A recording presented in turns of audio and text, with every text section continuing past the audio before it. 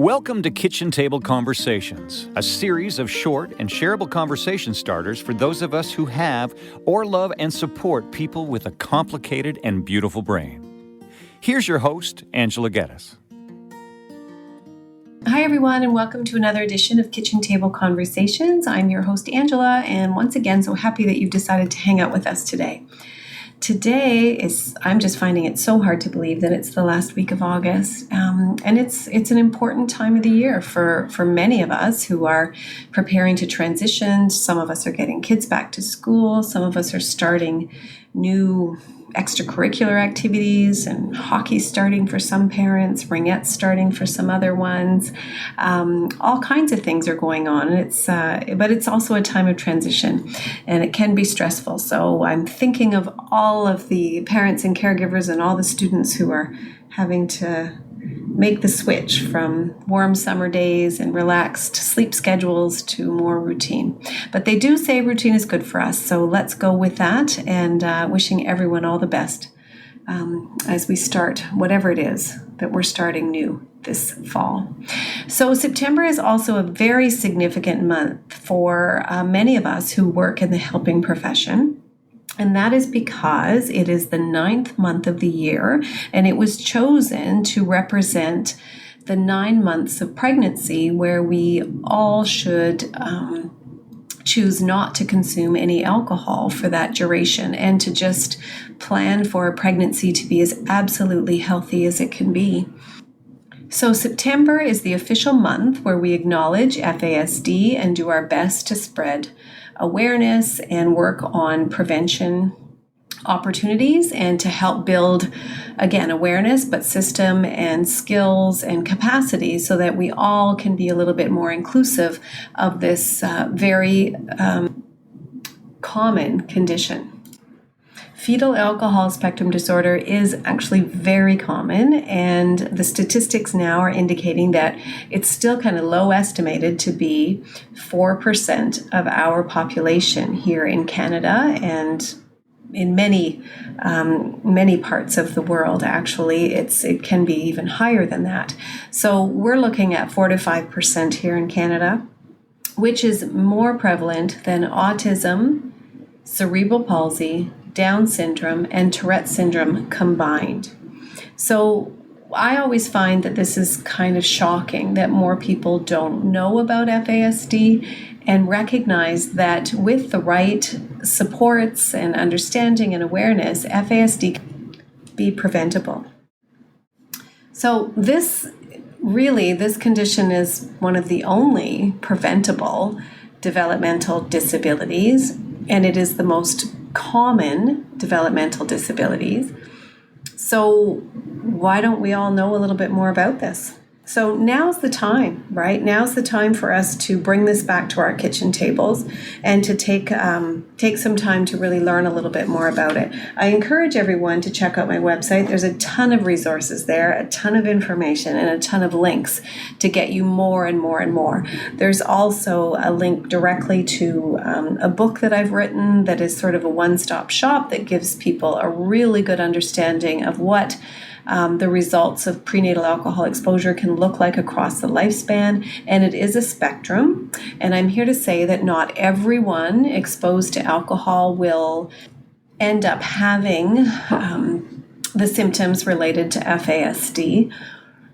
But I'm also here to say that there's a lot of people who have FASD that will never be properly diagnosed because our system is still not aware. There's still a significant stigma associated with alcohol use in general, and there's resistance and apprehension around even asking the question to parents around their alcohol consumption with regards to the health of the pregnancy.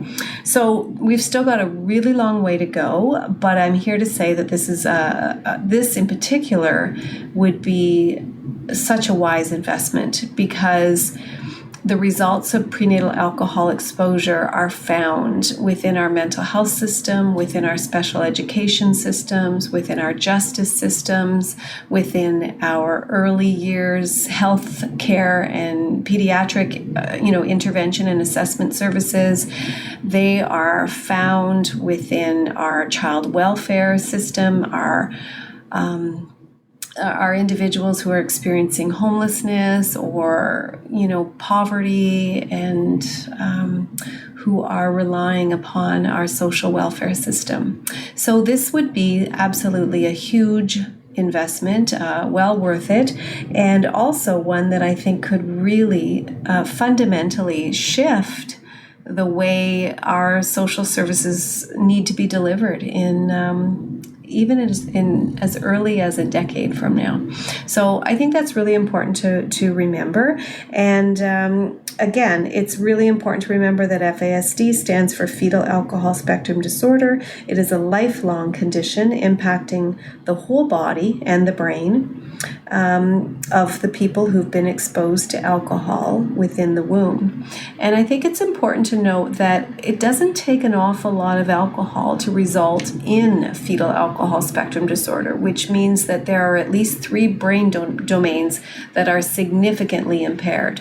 So that could be memory, that could be executive functioning, that could be mood and mental health, that could be concentration, sensory processing, it could be adaptive or our activities of daily living and our adaptive living skills.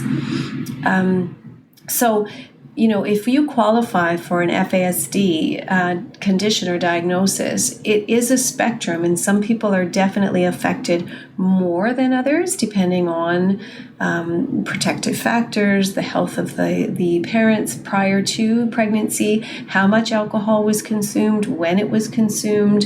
All of those things are variables that need to be considered. It is a spectrum, but I'm here to say that everybody who qualifies for an FASD diagnosis struggles significantly, and it is a hidden condition, and it is most often misdiagnosed and misunderstood.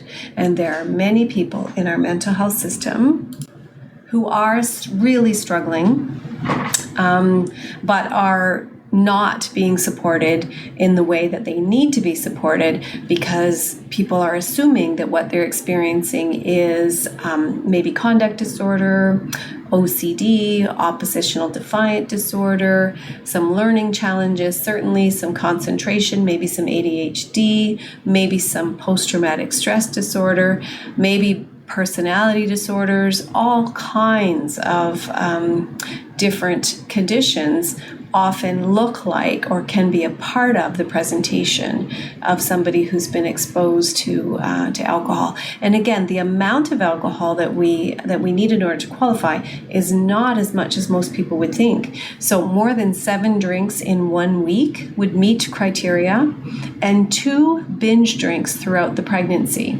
So you think about those early weeks before we're even thinking about pregnancy. There are so many pregnancies that are unplanned, but we often don't know or confirm a pregnancy until the 12th or the 13th or the 14th week. So there are, a significant amount of time that alcohol can be a part of the picture without people deliberately or aware of the potential harm that's being done.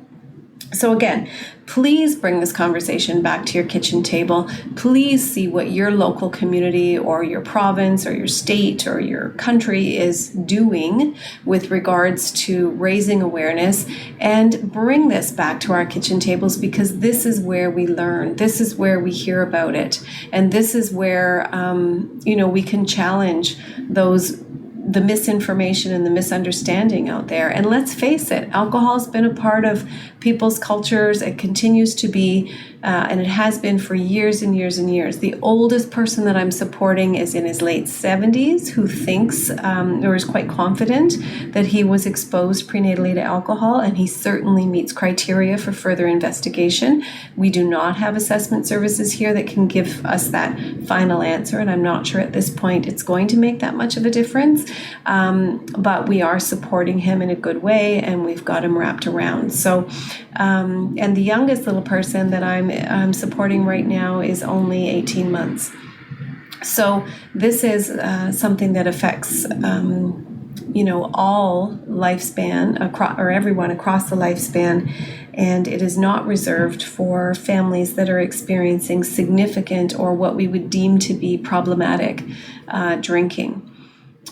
So that's why part of our efforts towards prevention are not necessarily working as we expected. In fact, more people are drinking during pregnancy now than they were 10 years ago. And that's not necessarily because we're not aware that alcohol and pregnancies don't mix, but what we don't consider is that light little bit of social drinking that we may be doing before we confirm the pregnancy. And when people ask about pregnancy, we always think about from the moment that we find out. And most or many are able to not drink alcohol once they find out that they're expecting.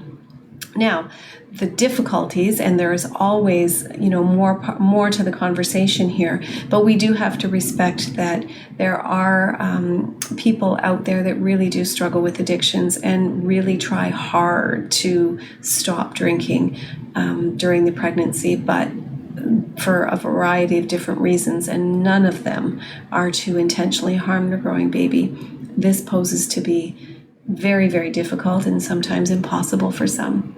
So those are important considerations. Thanks so much for tuning in. Please, again, go back to my website, go back to in Canada here, our Canada FASD Research Network has a ton of really valuable information. In Ontario, there's an FASD Ontario website, again, has all kinds of information. My personal website, angelageddes.ca, check that out. There's some free resources on there. And again, I've written a book that has proven to be quite helpful to many families who, even pre-diagnosis, who were able to read the book and say, oh my goodness, this is what my family's been experiencing. This is what my kids have been experiencing. Let's move forward. And I can honestly tell you that the people that I have supported and we've moved forward to get further diagnostic clarification, we have found that what they've been struggling with, whether it be 10 years, 20 years, 30 years, 7 years, it has actually been later found to be fetal alcohol spectrum disorder. So that's a big deal. And that diagnostic clarity can really, really be helpful. So thanks again. Bring it back to your kitchen table. Check out my Instagram and my Facebook and just, hashtag FASD and see what else you can find, because there's a lot of shareables and a lot of people who are really passionately sharing very important information that we just need to continue to spread around. So with many thanks, Angela.